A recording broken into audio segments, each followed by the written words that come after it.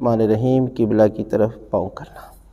تو بعض گھروں میں دیکھا گیا ہے کہ جو باتھ روم ہے، ٹوائلٹ کا رخ قبلہ کی طرف بنایا گیا ہے، حالانکہ یہ حرام ہے۔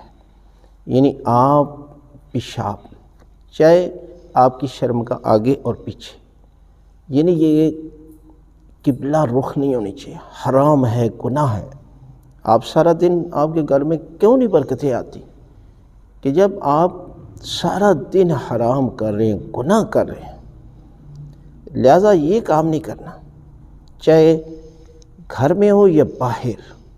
آپ کسی جگہ پر باہر پیشاب کرتے ہیں تو قبلہ رخ نہ کریں، اس لیے کہ یہ حرام ہے۔ کچھ چیزیں ایسی ہوتی ہیں مکروہ کراہت کی گئی ہے، لہٰذا یہ جو قبلہ کی طرف پاؤں کرنا ہے یہ کوئی حرج نہیں ہے، اس لیے کہ عام حالت میں جب آپ جو ہے وہ بیٹھے ہوئے ہیں تو آپ کی قبلہ کی طرف پاؤں کرنے میں کوئی حرج نہیں ہے، لیکن جو لوگ پیشاب کرتے ہیں نا وہ گناہ کرتے ہیں، وہ حرام کرتے ہیں۔